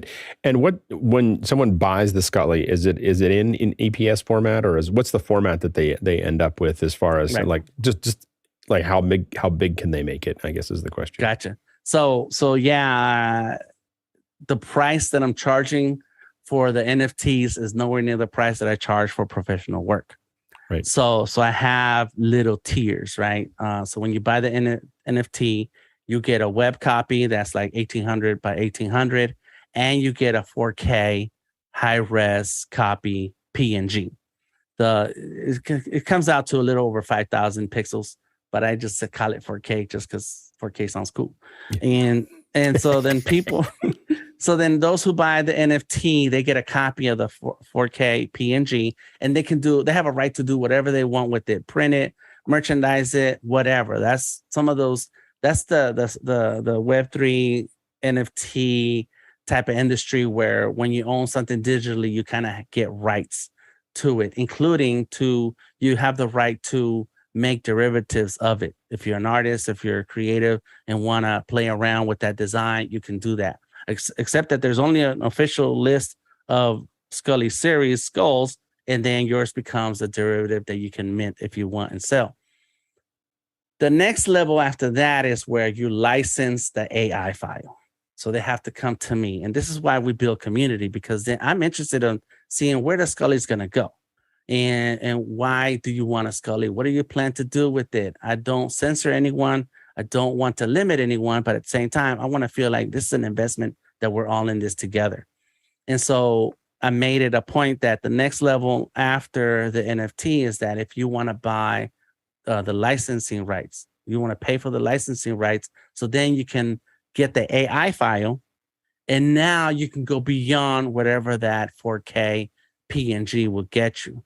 And to me, that's where we start building a business together. Now, what happens when if one person buys the NFT and someone else wants to license the AI file? Is that possible? Yes, that's possible, but then that becomes a three-way conversation. By buying an NFT, you're not just buying something that you can then sell later because the price went up or because you're looking for investment and in a non-fungible token. It's more about building community, building business together, and saying, okay, I know someone who can do this. I know someone who can do that. That person has an idea. Let's talk to the collector who owns that one NFT, and let's say, what can we build here? How can we take this outside of the NFT space, which to me is super important, because that's one of the main questions that I have for my art is like, where can my art go? Absolutely. And do you see any, I had this in the question, but I'll go ahead and just ask it here. Do you see any place where AI could be used, like Dolly, could be used in NFT creation? Yes, of course, but beauty is in the eye of the beholder. Right. So there's a ton of NFTs that, my 2-year-old granddaughter can draw and probably better. And it's not a knock on whoever created it. It's just that's their choice. Everybody has a right to their creativity. And so it really comes down to it. Will somebody pay for that? And if somebody pay for it, then make it. And yeah, why not? I know. I just want you to know. I hope you're. I wanted to test it. I saw your Deadpool one there, and so I threw it up there. There's the Deadpool version that Crayon created. It's not quite the same. It doesn't quite add up to. Right. I told it I want a Deadpool has a skull, head and shoulder, 3/4 ankle, and I just got something else. And yours is little better. Right. And correct. And so, and we can have a conversation when you have an artist, a creator involved. We can have a conversation where we work on it slowly to get to that point. Yeah. I think the point I was trying to make there is that there is just something about, especially there are some of the stuff that I've seen with NFT that really could be done by AI and maybe is being done by AI. But I think that yours really has this, it just really has that kind of hand-hewn kind of look to it that is truly an artist's vision as opposed to a machine just pushing a bunch of ideas out. It's really good. And right, and that's true. But I don't knock it. It's like it's gonna be what it's gonna be. Is it gonna change? Is it gonna take artists out of the picture? I doubt it. Yeah, it's cool. We've been thinking about building logos out of them because if you ask it to do a logo, the one thing that AI tends to do really well is ask it to do a logo in like a minimalist style or something, and then just have it blow out 100 of them. And there's out of 100, there'll be like 3 that you're like, wow, I could put that on a t-shirt. So, and then the rest of them are all like, we'll let that go. So anyway, but I, just really, really love the work that you're doing. Really Thank you very much. I appreciate it. Thank you. All right. So let's get into these questions. Bill? Absolutely, Liberty. The first one comes from Bo Cordell in Charleston, South Carolina, and he wonders, which blockchain do you see most people gravitating toward these days? Mm-hmm. Oh man, people gravitate to anything depending on the person and the experience, intelligence, and deductive reasoning and research. Because it's crazy what's out there. I'm in 3 different blockchains. I have 6 collections, and I'm willing to try something just to see what it's like. But there are so many new ones, and so many have collapsed in the past few months that is like, you knew that was a joke. That was a blockchain that was made up. It was not even, there's nothing backing it. There's nothing real here. And people went into just gamble and explore and experience. And I was like, okay, well, then that's that. However, for me, number 1 is always going to be Ethereum. And then from there, take your pick. Because some of these coins, Solana, for example, people really rally behind it. And then there's some questionable things that happen. It's like, why are we still talking about Solana? Well, some people feel like somehow those red flags are not an obstacle. Okay, that's cool. But Ethereum will never go away. It's actually going to go through a big transformation. And they said in September, we'll see how it goes. And there's a lot of NFT marketplaces built on it that are doing really well. What do you think of, like, when you hear of a new blockchain, what comes to your mind when you say, like, when you're evaluating? That's what I'm asking, is your evaluation process. Because you said Ethereum, I've heard a lot about Solana as well. How do you decide which one, like, okay, yes, I'm gonna try this one? I look for established artists who are doing well in the space, and they feel good about where their collection is going. It's this the research part, and to me, building community, it gives me credibility, right? It builds my brand and it builds my reputation, and so I'm a docs person. I don't even know how to use the word docs correctly. People know who I am, right? You look up my name, you'll find me, you see my videos, you see my pictures. And there's some projects out there where people these players hide behind avatars, they hide behind nicknames, and you will never find who they are. And to me, like that, boom, that's a quick no. Red flag, yeah. Right. Now, I'm willing to go ahead, because the art is nice. I'm like, you know what? I'll get one of those just so it can sit in my wallet. Maybe I can create a derivative of it later, and let's have some fun. But when you can clearly see that there is no real information about a particular players in a project, then you move on. And here's a crazy story. No one's asked, but I'm going to tell you anyway, that my Scully collection has been stolen and reused like 5 or 6 times. And every time I hear about it, I have to go battle online. And when you guys have friends here, and someone was talking about someone, one of you in here, the rest of y'all will rally and start posting and tweeting and so on. I don't know. Maybe I know the folks I know will do that. And so I've had to shut them down. And one of these stolen times, people were letting me know that someone on a particular blockchain was going to mint my Scullies because they were already ramping up the marketing. And so by the day they told me to the next day, I couldn't find anything about it because my collectors and the people in that blockchain found me and started shutting down that marketing and that Twitter account and the Discord. They had set up a Discord and everything. And so when I first heard about it, by the time I understood what was happening, it was over. But it gave me a bad taste in my mouth for that crypto, for that blockchain.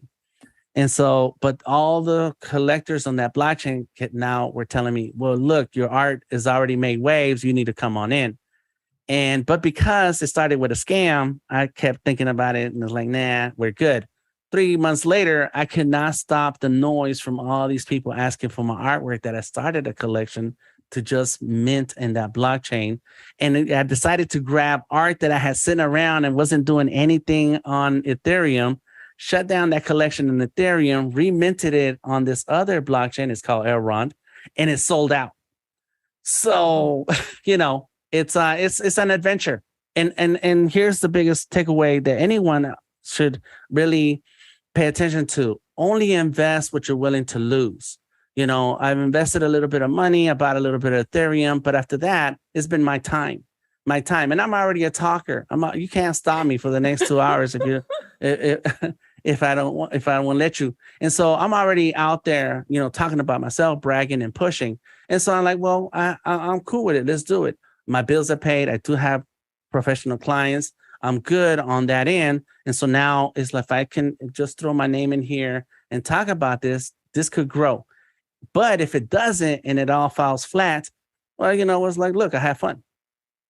Yeah, and the part of you just keep coming back to your story and then the community and having those ambassadors that went to bat for you, that you didn't even know that it was happening, and they shut it down, which is what makes this space, different just from that alone. Next question. Next one comes from Bo Cordell in Charleston, South Carolina. And Bo says, there's a lot of talk about, and he puts this in quotes, utility in the NFT world. What types of utility can artists sustainably provide?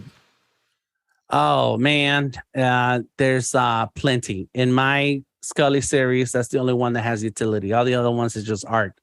And because I'm tired of how we have to do extra for our art to be worth it. Our art is worth it already. Our art has value already. And if you don't recognize the value of that art piece, or even are a fan of the artist or the art, then don't buy it. However, the first idea that came to me was that for those who first invested into the Scullies, they would get, one of the utilities would be that they get a one-on-one 2-hour digital drawing class. And to me, like, that's something that I can give of my time for someone who cares. And I don't care how many times that NFT gets sold. I will go ahead. Whoever has that NFT, the new owner will get their 2-hour digital drawing class. And to me, that's a quick way to add utility to someone who sees that as value. I don't want to talk bad about nobody, but Gary Vee started these bunch of drawings and stuff. And it's like, but you're not an artist, so what the hell are you doing with that? But whatever. The point is that his utility was, you get to have dinner or lunch with me or come to the event. I'm like, damn it, man, you could have been selling tickets. What is the NFT good for? It's a ticket, bro. You're selling tickets, and that's fine. That's his business. He's rich. He can do whatever he wants. But so that is like some of the things that you can add to your NFTs that doesn't cost you much when in the real world. Now, I used to produce a lot of art events. Many times that I saw Liberty was at some of these artist events, and so if you give somebody a utility within your NFT that they get a pass to come to one of your events, what's that cost? $5, $10, maybe $20 event. Cool. Okay, cool. But at the end of the day, what you're doing is building that community and that force of your brand versus something that people can take and see that I don't know that is more was worth more than a profit margin. Right. That the It's the NFT added value. You're Correct, adding yeah. you're adding value to the experience for your holders. Correct. Next question. Next question comes from John Snyder in Reno, Nevada. What are the different options and or platforms for minting minting NFTs, and some of the benefits and or negatives for each? Right. So my NFTs are for Ethereum. They're an OpenSea. That's the most common and easy to mint platform because it's been around for a long, long time. And it's a great level. Like as soon as you log in, there's plenty of information on how to go about what you're gonna do, and so that's the basic. Then there are exclusive communities, exclusive marketplaces that I've had to get an invitation to. You apply 100 times every month, but it will take the actual website platform to bring you on, or somebody who can get you in. I'm in two of those. One of them is called Foundation. The other one is called Known Origin. There's a third one. I can't remember the name right off the bat right now. But if you happen to have your collections in these marketplaces, then you're at Macy's or I don't know what kind of fancy stores are out there that are, because I buy my stuff at Walmart. In any case, it gives you that credibility. And so the value of those NFTs, even though it's the same artist, some of those NFTs may cost a little bit more because it was much more difficult to set up in that marketplace. And some of these marketplaces do not allow that multi-generative projects of 10,000. They're more into like, we're more classy around here. So there's a ton of them. If it's easy for you to jump into that marketplace, then you're going to find a ton of weird stuff. If it's a little bit more exclusive, the weird stuff will still be there, but it'll be a little bit classy and more expensive. Next question. Next one comes to us from Jonas Dattel in Stuttgart, Germany. And he says, what's your NFTs store? Where is your NFTs stored? Is it the PNG file you mentioned stored on chain? If not, how do you protect against a third party going down and the image no longer being available? That's a risk. Yeah, that's a great question. That's a risk. So NFT, the art is not the NFT. The token is the code that's in the blockchain. It's a train with 1,000 people in it. Each person stands for the code that's connected to the ticket. That's it. There you go. The art is the ticket to get into the train. But the ticket is not the passenger. It's the person who's a passenger.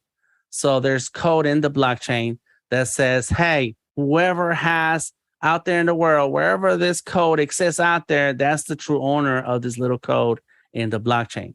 And so the artwork is that ticket. It shows that you have ownership of that code in that blockchain. So there is but the internet is like that anyways. Someone can steal your artwork, and my art has been stolen millions of times. So for as long as I can remember, I've been fighting people on the internet about them using my art, even making stickers and selling it. And then me scrolling through Facebook, like, hey, that's a nice artwork. Wait a minute, that's my drawing. And so that happens. That's going to be a tricky thing that I don't know if there is a solution to it other than we're on this for the ride. Hopefully everything works out and you can fight people on the internet or in court and to keep track of what you really own and what someone's trying to steal. Go ahead, Alex. And of course, stealing other people's art is a couple millennia old, so when we a lot of the things that people talk about and they're when it comes to art theft or people copying it and so on and so forth, this is part of the art world, and that's why that ticket is so, the provenance of saying this one is the real one is so important. But that's been a problem for many, there's actual museums who have bought forgeries. of what was supposed to be the original. Correct. Yep. An age old problem. Yeah. Next question. The next question is mine, actually. And I was curious about your split between merchant and artist. And so my question was, do pop culture events like Dia de los Muertos provide special commercial opportunities for marketing your work? Or do you feel it's more important to stay really true to your artistic vision, regardless of any sales tie-in opportunities that might pop up? Where do you split between artist and marketer? That's a very tough question that I had to struggle with a long time ago. I got over it because I've been a landscaper. I worked in a steel company. I was in the Marine Corps. I've been a cook. I don't want to do any of those things to pay my bills. I want to do art. And so you have to find your principles and your talents and the business and say, where's the intersection on this? And so I had to struggle because I started my art career as a tattoo artist, and people walk in the door and say, here, I want this tattooed on me. And that's the business, right? Your job is to Xerox copy something on their skin, even if you're not inspired or interested in it. And but you have rent to pay in the location, rent to pay at home. And so you have to find what's the happy medium for you. And for me, it became where no matter what the business requires, I'm going to have my own passion projects. I am going to work on the things that I like, put in my energy into seeing the things that I want to see. And then if somebody comes along that wants something similar and pays me for it, then boom, you got business. What I'm not going to do is chase around the ideas and the trends and the big celebrations that is going to make my art stand out, because then you're constantly chasing the trends. You're never at peace with yourself. And I had that happen to me in real life where I was burnt out. I was burnt out and tired. And I said, you know what? I'm not drawing the stuff that people want. I'm going to draw what I want. And if somebody happens to want to buy that, then we're good. So with the Dia de los Muertos, I am tying in my Scullies with Dia de los Muertos, and I have big metaverse plans that I have to learn a whole bunch of VR stuff to make it happen, but I am going to do it because to me, that's the next level. My culture, my inspiration comes from the Dia de los Muertos. I make this digital thing, and now we're going to bring it right back and see how we can make it one continuous loop that feeds on itself, but it's based on talent.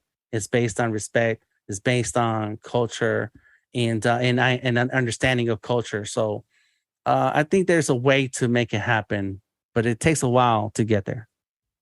Next question. Thank you. John Snyder, Reno, Nevada. What techniques have you found to help onboard others to the concept of owning and or purchasing NFTs? Here's one technique. Any one of you who's watching this right now, even on replay, if you're catching this right now and you have either a MetaMask wallet or Ethereum wallet or a Elrond wallet, which is the Maya app, you're already in it, send me your wallet address. Find me anywhere on the internet, Delta Tango Mike, send me a message and say, hey, Dan, let me get one of your NFTs and I will send it to you for free. Boom, just like that. And that's like the quick and easy way to get people hyped up about what you're doing. It's yes, it costs me money to even gift or transfer an NFT, but the value that brings, I'm building community, building a connection with a fan, with a collector, is greater than what I'm spending at the moment. So that's a quick little answer right there. Thanks, Dan. Next question. Douglas Carmichael's up next. And Douglas says, Kings of Leon included 4 front row seats to any headline concert with their NFT, along with transportation and exclusive backstage access. Wouldn't that be cutting out 99% of your addressable market, according to Alex here, versus unlimited streams? I don't know. What do you mean cutting out 99% of your addressable market? I don't understand. That's kind of a bigger conversation. I'm not sure if it applies directly to this. You know, what a lot of times we talk about is when you're doing physical events, you know, you're really, if you do something in the real world, you know, you're basically cutting out most of the rest of the world. You know, like you're not, you know, no matter how you're leaving them out of that space. You know, meaning you have to own an NFT to. Well, not only that, you have to show up. Well, right. but also you can buy the NFT, but now you Yeah. have to actually show up to get the benefit out of it. Right. That's the question. Yeah, and I think that, no, I don't think that cuts out anybody, because there's exclusive parties where you have to spend a certain amount of money to even get in. You have to even dress up the part to even get in. And I'm not spending that kind of money for that, even for Dr. Dre, Snoop Dogg, or anybody. I'm not doing it. So I think that there is a level of fandom who will pay a certain particular price to be included in that VIP section. So, I don't know. I guess it depends. I do think it's interesting. I mean, a lot of the conversations that I've been in have been related to people being able to buy an NFT, and then what it does come with is a lot of things around the artwork. Now, in ours, it's video artwork, so it's it's a longer form, but behind the scenes or discussions with the folks that are creating it and all this other stuff. So it is interesting that you can, beyond just the artwork, have an NFT give you a lot of different things. It's again, as you said, it's a ticket. But it might not be a ticket only to a piece of artwork, but to an experience. Right. And I'm cool with that. I think that anytime you can, build community or have the fandom ready to spend whatever you're asking, I mean, that's the business, right? Yeah. It's a sale. Next question. John Preto, one more here from Las Vegas, says it might be fun to get Dan's opinion on the office hours logo.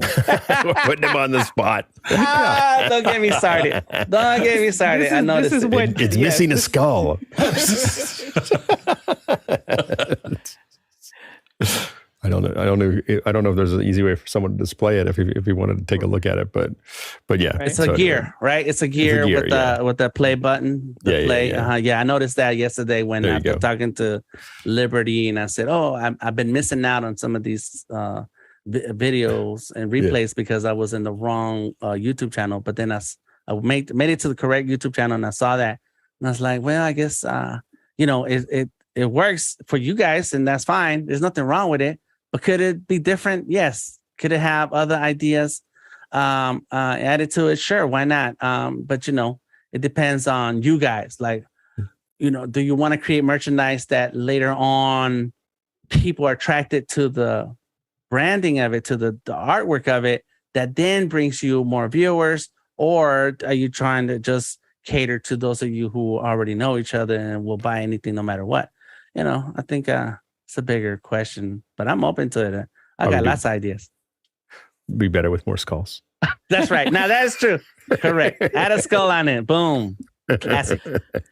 Well, Dad, as we are coming to the close of our hour with you, I want to give you an opportunity to even speak to what's next for you. I know you mentioned a little bit about taking it to the next level of metaverse, but that could be a little bit of time coming, since you are going to do the self-taught path.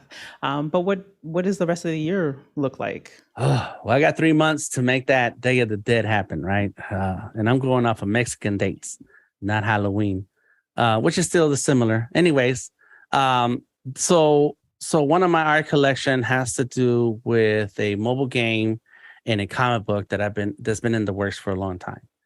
So that's what I plan. I plan to have a game this year. Well, it might just be a web game, something you have to just find in your browser and play. But I've been working on the artwork now and posting some of it.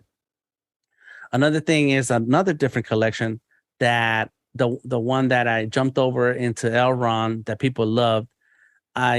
Through the community and my streams, we came up with a story.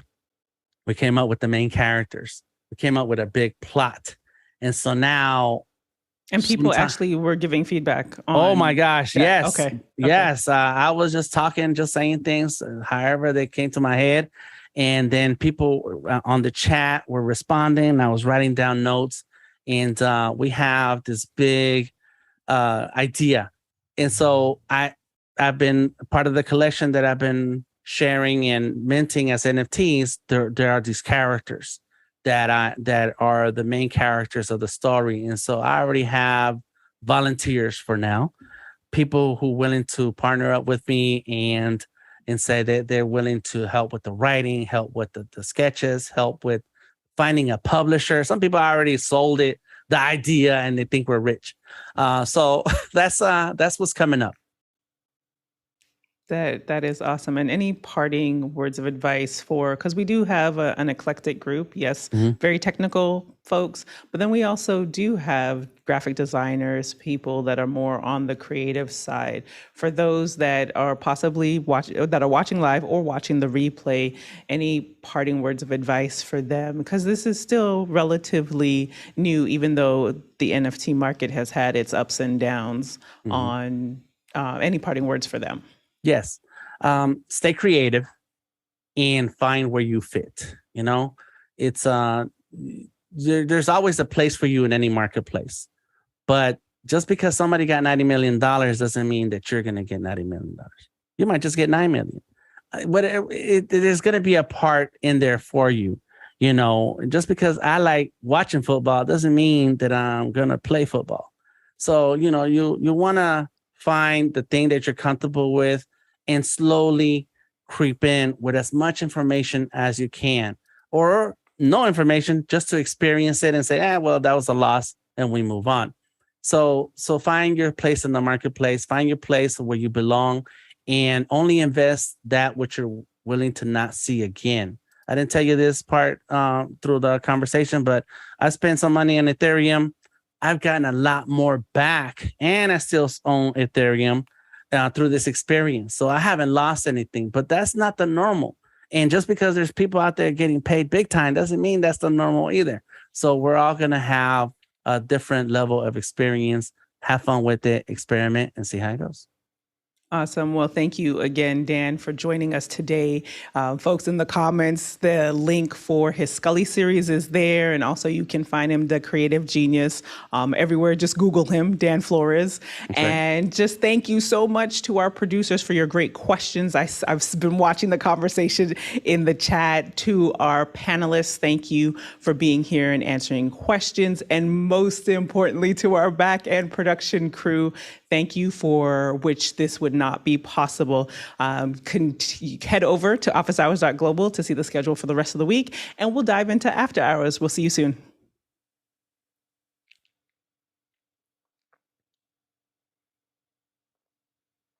More skulls. That's right. You gotta whisper though, Dan. This part is whispering. This is a whisper. Whisper. No, but you can join, but it's whispering. Great job, Dan. It was fun to have you on. Thank you. Appreciate it. When in doubt, just add more skulls. That's right. It's like cowbell. This design just needs more skulls. And maybe some more cowbell. Both together. Maybe a skull that sounds like a cowbell.